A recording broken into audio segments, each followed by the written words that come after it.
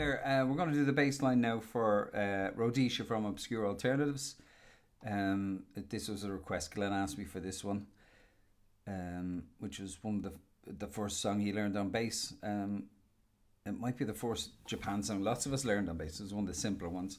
So if you're playing fretted bass, this is a good one for you, because you don't need necessarily to have a fretless bass to play on this one, because there isn't much of that kind of signature fretless shenanigans on it.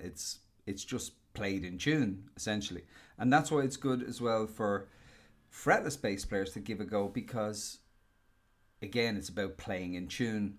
And if you can play in tune as Mick did all the way through this, you'll have achieved something. So the other thing as well is that because we have no video of Mick playing this, or none that I know of, I can't stand over the hand positions the way I can on other videos I've done. But in a way that frees us up, because it lets us kind of get around the fretboard like a normal person, instead of getting around like Mick Karn, who had his own way of doing things. But what I'll do is I'll play it the way I play it, and I'll show you there's another way to do the main riff. So let's play along first and see how we get on, all right?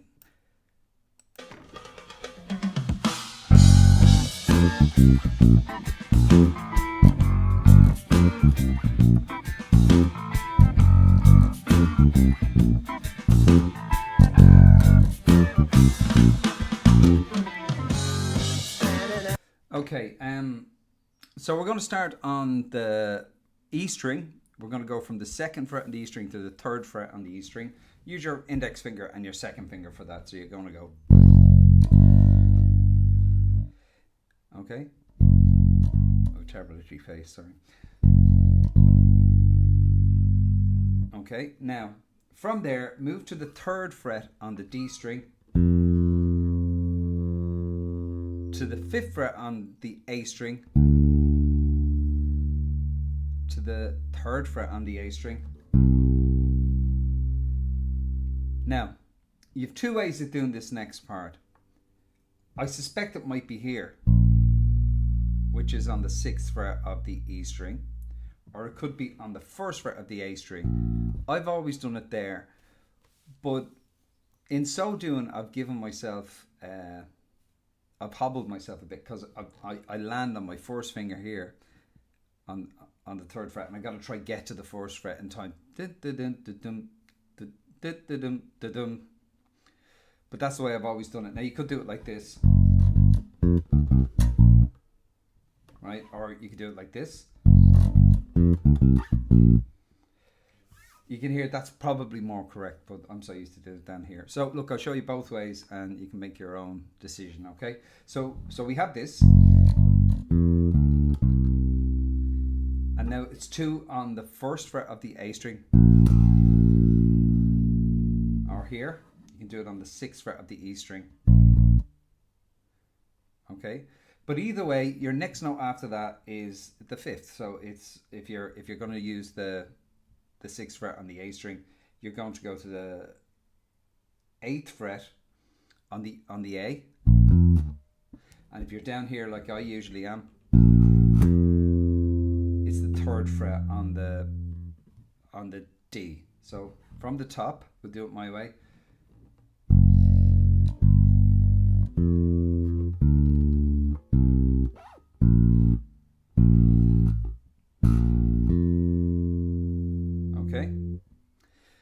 And that's your whole verse. Now, later in the song, after the solo, there's when it hits the solo, there's a key change. He comes up a semitone. It's old. You don't hear it as much anymore, but it used to be in popular music quite a lot.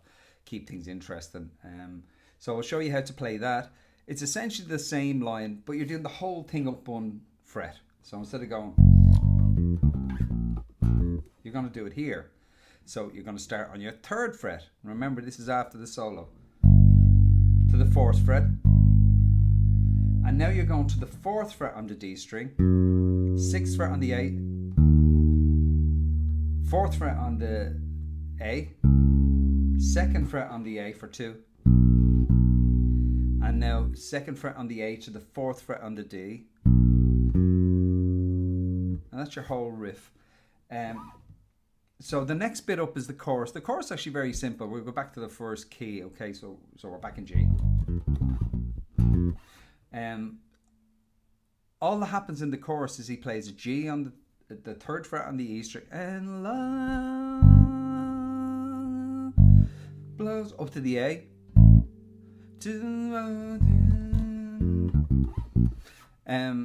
The only thing that's notable about that is that it's on the offbeat, firstly, so it's la boom. So it's like 1 2 3 4 2 2 3 4 1 2 3. So it's on the 3. And the other thing that's notable about it is the first G is in before you might be ready. So if you listen to it, hang on, we skip in, I'll show you where I mean.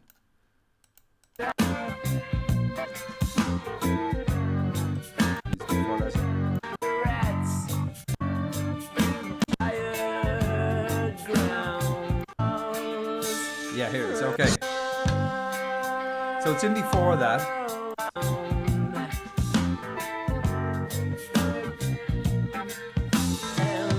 So this is your first G. 2 2 3. Okay. All right. So the only other part is that's notable is the atmospheric bit. So we'll stop now, and I'll show you that bit in a separate video. You ready? Okay, then the next bit up is the part over the atmospheric part, you know, the break in the middle. I'm going to play along and I'll show you what he's doing.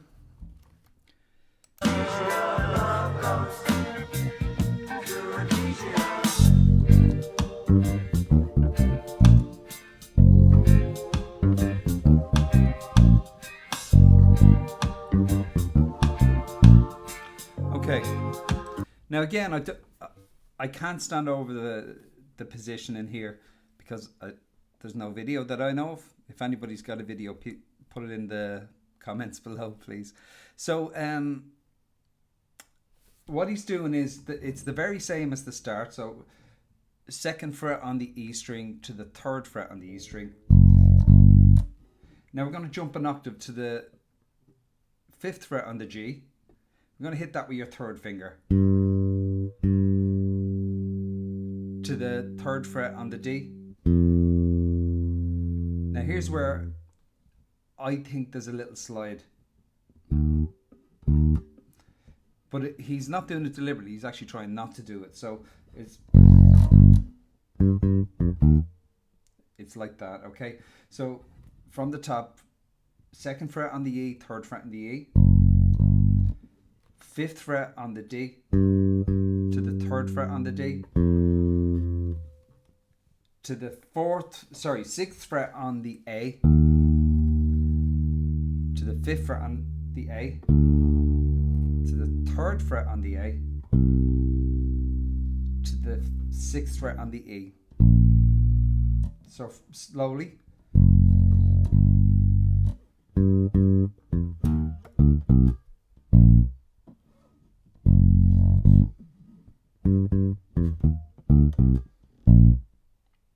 Okay, I'll do it even slower again, right?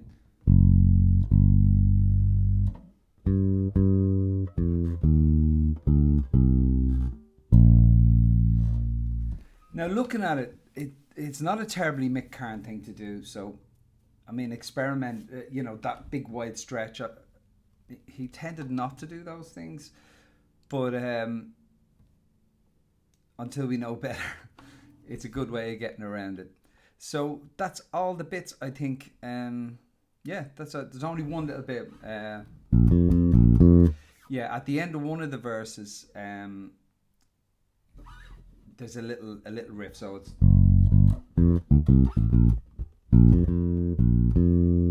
it's 1 2 1 1, and that's the only other little bit that I can think of. Yeah, thanks for watching. I hope that was informative. I hope it helped. And keep Karn and fretless. Thanks.